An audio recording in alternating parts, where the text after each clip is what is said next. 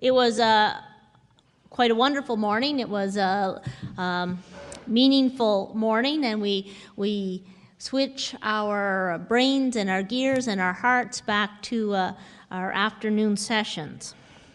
Reverend Dr. Brian Brown wasn't able to join us this morning, but he is joining us now, and I am going to invite him to come up and welcome us back to our afternoon session.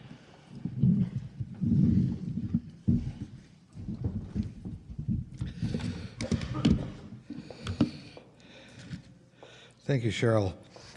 During lunch, you heard a few cuts from the CD by Willie Dunn, Montreal Aboriginal folk music. Willie Dunn is related, he's the brother of John Dunn, who many of you met last night, the chair of the board at St. John Stevensville Church. So I hope you enjoyed that. There have been hints of art last night and today again and so on. If you really want to see some art, that is to say First Nations art, you'll have an opportunity for that tomorrow as well. The St. John Stevensville United Church has an art gallery, about half the size of this room or something, but nevertheless it spills out into other parts of the building. And probably, I guess I'll say, I'm a little associated with that church, I'll say, yeah, the best First Nations art collection in Niagara. We won't say in Toronto, although I remember when I was picking up some stuff that was being donated for that gallery, the ROM, the Ontario Art Gallery, and the Morning Star Gallery from St. John Stevensville were all getting portions from an art collector in Toronto, and the AGO and the ROM had never heard of the Morning Star Gallery, and so we're a little taken aback when the donor said, "You guys get the first pick." And so we do have some wonderful things for you to see tomorrow at the St. John Stevensville Church. That service is at 11 o'clock, and it's followed by a bannock break, and with that some First Nations recipe soup, and some drumming as always, and the art gallery spilling out into the main hall area. And you should be there, but a lot of people aren't sure how to get there.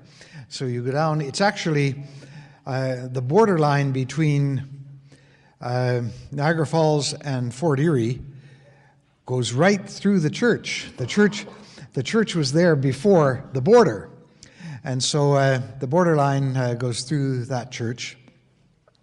But the way to get there is to just drive south of Niagara Falls on the QEW and turn off. I think it's exit 16, but the sign will say Sodom Road, S-O-D-O-M. Sodom Road, great name for a United Church. All right. So you just turn down and continue to go south, and you'll see a lovely red brick church with a cemetery opposite, and the service begins at 11 o'clock. We do hope you'll come. And there's an Inukshuk standing in the... That's how to know it. Right by the front door. Don Glennie, of course, is the senior lead minister there, and Don is reminding us that there's an Inukshuk to welcome you. Not everybody will know that Nabisco shredded wheat in the 1950s had a series of cards between the layers of those big shredded wheat things, showing they weren't called Inukshuks, they were called trail markers.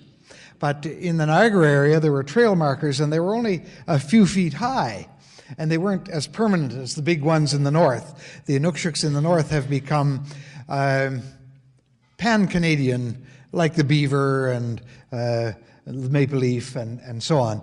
And so at St. John Stevensville, recalling that we once on that trail had our own mini Inukshuks, a big Inukshuk right by the church door guiding you home to God. So that's how you'll know for sure you're there. Last evening we were hosted by Silver Spire, and in the capable hands of Bill Thomas. That was a marvelous, great evening. I've been hearing great things about this morning, and I'm sorry I wasn't able to be here, but you were in the very capable hands of Cheryl Wood Thomas, and she's in charge all day today.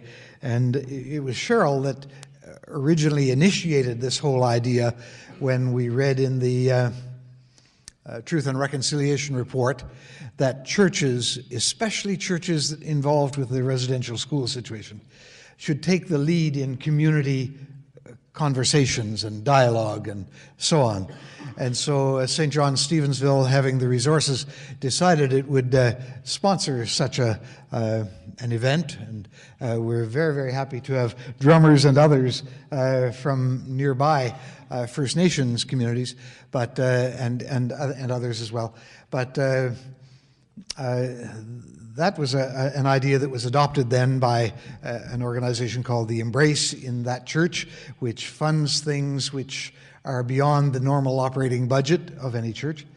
And so it was just getting started when Cheryl accepted the call to this church.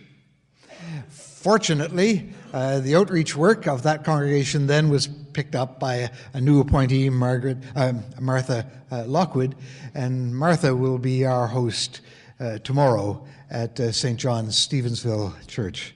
So that's almost all I want to say. I was going to ask how did this morning go, but I've been hearing since I came in how well it went, both the presentation, Matthew, and also the discussions and so on. Good for that. I have a note here that I've been trying to decide whether to address or not. You're all friends. I'll take a little risk. There's a little bit of an elephant in the room. We'll touch on it and try not to embarrass our presenter, Matthew. There are some of us, one very prominent Conservative senator in Canada.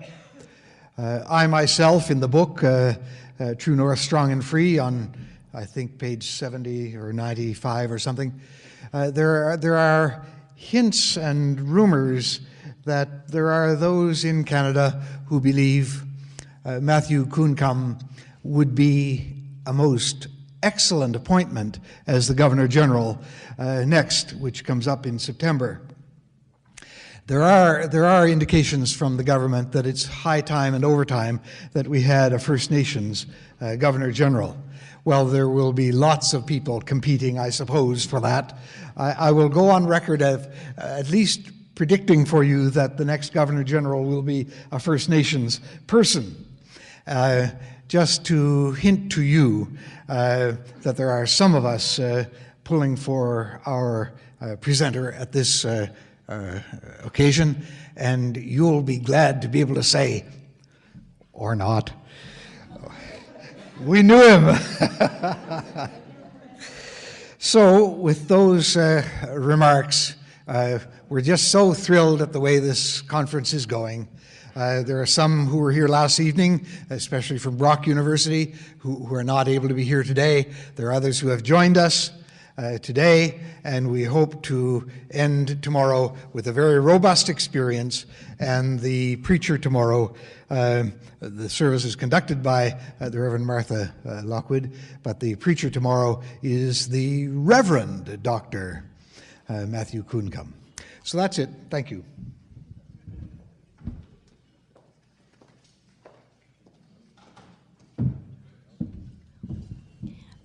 Thank you, Brian. And if anybody did not get a copy of their book, True North, Strong and Free, when you were coming in, please make sure you grab one on the way out. Val's got some back there. If you would like extra copies to send away to friends, there are also some for sale as well. As we continue to shift our gears back into our space of hearing truth and listening to truth, and learning, I'm going to invite the drumming circle to once again bring us back into that space.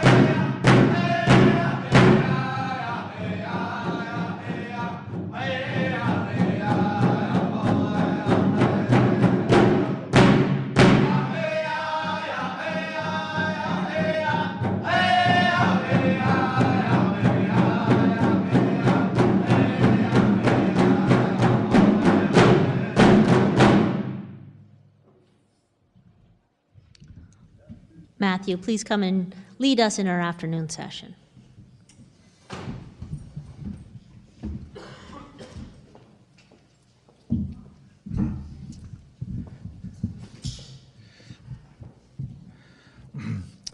Thank you very much. As you know, as a public figure, I've been called many names. So the Governor General can be added to that list.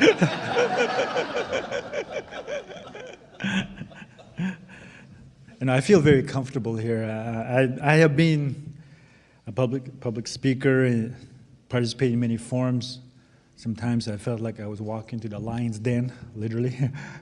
But I feel like I'm among friends now. I really enjoyed your attendance here. I really appreciate it. So one of the first initiatives, I guess I was asked to talk about missing and murdered Indigenous women and family.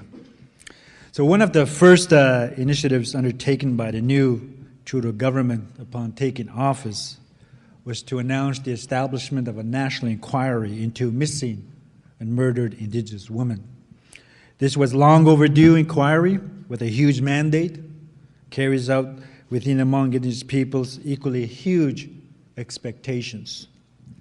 Although a bit slow off the start, of the mark that the inquiry has announced the commencement of interviews, and this will allow the process to begin in earnest. In Quebec, we have had our own very specific issues which have surfaced in recent years dealing with the relationship between Indigenous women and the Quebec police force. These issues have given us reason to reflect on the role of the national inquiry, what it can deal with, what it cannot deal with, and have caused us to think hard about how to arrive at the truth so that justice can be served. In the late summer of 2015, in the course of putting together an investigative reporting documentary for the French CBC on the disappearance of Indigenous women in Val-d'Or area, who is part, in Val-d'Or area.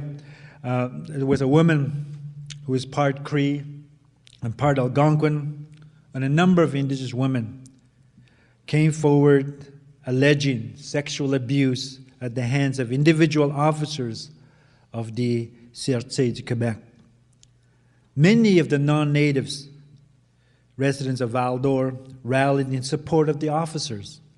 On the Indigenous side, we came together as Crees, Algonquin, and others throughout the province in support of our women and demanded an inquiry, and local politicians were uncertain which way to go. Their initial concern was with the image of the city and the repercussions on the local economy. On the provincial level, there were efforts to refer the matter to the emerging national inquiry and to let these allegations be addressed in that form. When the allegations first surfaced, we came to the support of our Indigenous women. There are many issues in Canada. One has to prioritize which ones you want to tackle. This was one issue I could not resist. I have 3 daughters. I have 3 grandchildren. And I did not have the luxury to be silent, to stand by and just watch what is happening to our Indigenous women. We know that when Indigenous women come forward with allegations of sexual abuse and sexual assault, it is not frivolous. They risk embarrassment. They risk being stigmatized in their communities, and they fear reprisal.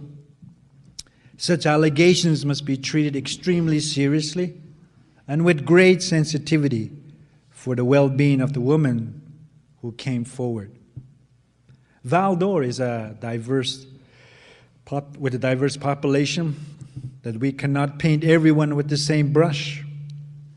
I expressed the view that there are many people in Val-d'Or who share our shock and horror at the allegations and who stand with us in demanding an investigation into the truth. I was concerned, though, about public petitions calling for support of the local SQ before an investigation has been held. This to me means that some people in Val-d'Or had already made up their minds to disregard, discredit, or blame the victims. This is unfortunate, and these people gave the entire town a bad name. This is saying that Indigenous lives don't matter. It also demonstrates that racism is rampant in the region.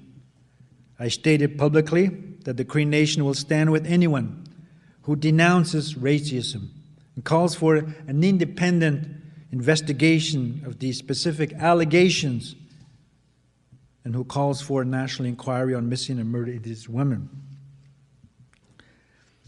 At the same time, I'd made a commitment that we address the abuse of our women whenever, wherever it occurs. That includes in our own communities as well. If we are sincere and committed to standing up for women, we owe it to them, to their families, to address domestic violence in our own homes. When it became clear that the local official municipal response initially was to defend the image of the town, we expressed our disappointment. I publicly expressed my disappointment with the statements of the mayor of Val-d'Or, whose first instinct, after the allegations came to light, was to show concern for the image of the town and the potential economic impacts of the allegations of the town's revenues. I found this abhorrent. We can only assume that it's indicative of a perception of Crees and Algonquins in Val-d'Or, which views us primarily as potential sources of revenue. We took the view that if the mayor cannot stand with us in support of our women in this horrifying situation, then perhaps this town should not benefit from our commercial activities. until such time he had a change of heart and decided to do the right thing. Our first concern should always be the well-being of women, especially those who showed the courage to come forward with serious allegations, knowing that there could be reprisals against them. Until such a time when we felt that serious efforts and initiatives had been put in place to make a shift in attitudes towards our Cree and Aboriginal people living in Val-d'Or area, so that people do not feel vulnerable and fearful, we decided to withhold our institutional activities and our associated spending scheduled to take place in Val-d'Or until we felt that we are valued, not just for our ability to bring commercial revenues to Val-d'Or. In other words, we boycotted the community. All our communities are way up north. Most of what we purchase for our schools, help, any equipment is in Val-d'Or. And we boycotted. Just in our Val-d'Or hockey and broomball tournament, we spent an average of about $4 million. So we just decided not to allow Val-d'Or to host our tournament. We needed to send a strong message that our presence in Val-d'Or should never be taken for granted, and that there needed to be a fundamental shift in how we are viewed and how we are treated. The mayor and the president of the Chamber of Commerce of Val-d'Or both tried to downplay our decision to give the impression that there is nothing wrong. Radical action needed to be taken to get the leadership of Val-d'Or to wake up and admit the real problem, to name the problem, so that we could then resolve it. At the provincial level, there was initial effort on the part of Premier Couillard to blame the Indian Act and to have the matter dealt with exclusively by the National Inquiry. We objected and stated clearly that it is absolutely essential that Quebec launch an independent provincial judicial inquiry into the allegations which were brought forward by Cree and Algonquin women. There needed to be an independent provincial judicial inquiry, specifically looking into these allegations, their merits, findings of whether charges need to be laid or not against specific officers, and determinations of further legal recourses. It was not sufficient, in my view, to refer the matter to a federal inquiry, which has a broad mandate. And we'll be looking at the institutional, systemic issues which have contributed to the disappearance and murders of Indigenous women and girls. By referring the matter to the federal inquiry, the basic issue, which is the investigation of specific allegations against specific SQ officers, would not be effectively addressed. To me, it appears that the reference to a federal inquiry represents clear avoidance by Quebec in dealing with these specific allegations head-on. Quebec was trying to render obscure, try to confuse the decision, try to muddle, maneuver around the basic issue, delay, create smoke and mirrors to give only the appearance of dealing with these allegations honorably. I was concerned that the net result of this attempt by Quebec to avoid dealing with these specific allegations through an independent provincial judicial inquiry would be that our Indigenous women would be put at further risk. I feared that the process put in place by Quebec may only harden the alleged perpetrators by creating an atmosphere of impunity for these types of abusers. It was my fervent belief that we all have a responsibility to support our courageous Indigenous women who came forward with allegations and ensure that their brave acts do not put them at greater risk or jeopardize their safety. In this instance, justice needed to be seen to be swift. After almost a full year that the allegations were brought forward, there were neither charges laid, nor were the officers exonerated. There's no other group in society would have needed to wait so long for the wheels of justice to move. The way in which this issue was dealt with by Quebec may itself, in fact, be typical of the problems Indigenous peoples have faced in obtaining justice. We are supportive of the federal inquiry. However, the specific allegations brought forward in this matter require a separate, effective, and a swift process in the context of an independent provincial judicial inquiry. Obviously, what we would like to see come out of this inquiry is the truth. If the allegations are found to be supported by sufficient evidence to lay charges, then this is what must be done. And it must be done as swiftly as possible. Beyond that, the larger systemic and institutional issues which give rise to such incidents need to be exposed and remedies identified.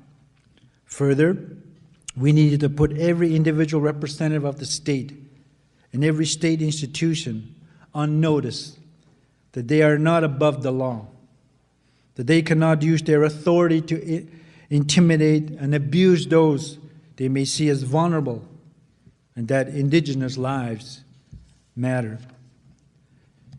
The vulnerability of Indigenous women and girls is a direct consequence of toxic brew of poverty, systemic racism, historic disempowerment, the dispossession, the marginalization. The assaults on our women and girls, combined with devastating impacts of the Indian residential school system, represents another crushing blow to Indigenous culture and to the sustainability of families rooted in Indigenous culture. In the case of the Indian residential school system, it was a cause of remove parents from the lives of Indigenous children, and you remove any possible future role models for parenting and nurturing of future children. In the case of the missing and murdered Indigenous women, it is a case of remove the woman, and you remove the anchors of our culture, the anchors to a loving home environment, the source of healthy and nurturing daily life and guidance. The sooner we all move this country to a different way of seeing the future, a different way of imagining an honorable relationship between Canada and Indigenous peoples, and putting into place new and workable arrangements based on inclusion, based on recognition of the importance of giving expression to Indigenous rights, and based on the morally right thing to do, the sooner we can all work to restore the dignity and the efficiency of Indigenous cultures and societies. May I say this in closing, that the things that I've shared with you, my journey, my stories, and what you may feel in terms of what can I do? How can I contribute? I still believe this, that the greatest story has not been told yet. That the greatest song has not been sung yet. That the greatest film has not been made yet. And I dare to believe that each and one of you will write your own chapter, will write your own story, that you will cause to shift the debate, will cause to change the minds of people. But it has to start with you. If we want to move forward in shifting the dialogue, change the thinking, then we need men and women, young and old, to rise up to the occasion, to be able to dare to do something that has never been done before, to get out of your comfort zone, dare to think of something that has never been done before. And I will tell you that they will write songs about you. They will tell stories about you. And they will make films about you. God bless you. Thank you very much.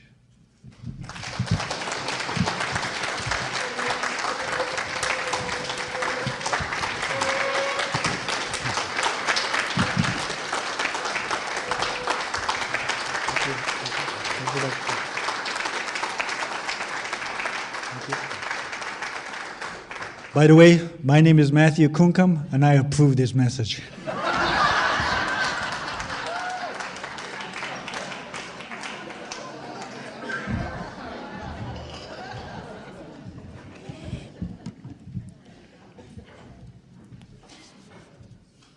So as we were this morning, we are confronted. We are confronted with a reality in this country that we could easily slip into a place of shame and guilt and be frozen by that. I'm going to again invite us to take just a moment, remembering that early last year, there was a report in the Globe and Mail that said that at that time, so February of 2016, there were 1,200 recorded cases of murdered and missing Aboriginal women. When asked about that number, the federal minister, Carolyn Bennett, responded that the number is way higher than that. And we have to confront the question as to why that is, and why does the concern up until recently seem to be so low.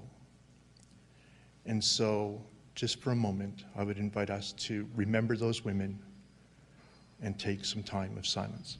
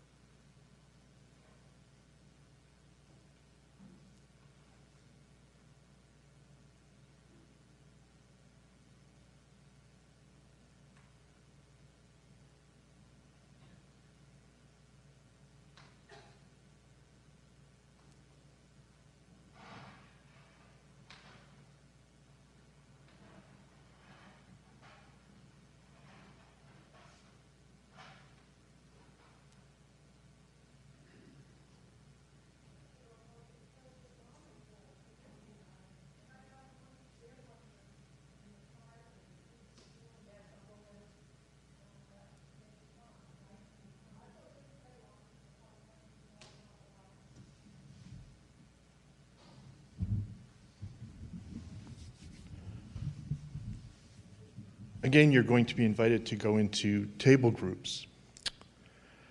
And this morning, I actually came up with 3 questions, and whether they were helpful questions or not, or whether they were kind of convoluted or not, I don't know.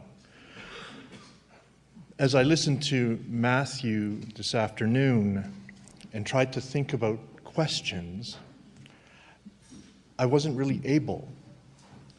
Like, we could ask each other, why? That seems to be a question that should be unanswerable, but seems to me too easily answered. The realities of our day are that 10%, knowing that this talk was coming up, I did a little bit of reading. 10% of female murders in Canada are Aboriginal women. Aboriginal women make up 3% of the population. How do we make sense of that number? And how is it that it has taken this long for the long overdue inquiry to happen? How is it that so many cases happen and we don't even hear about them? So in your table groups, I invite you to think about this situation and maybe come up with some questions of your own. Because honestly, with this situation, with the realities facing us as a nation around missing and murdered Aboriginal women, I think the answers are far too obvious. But we, for whatever reasons, are not prepared. And my one question would be, why not?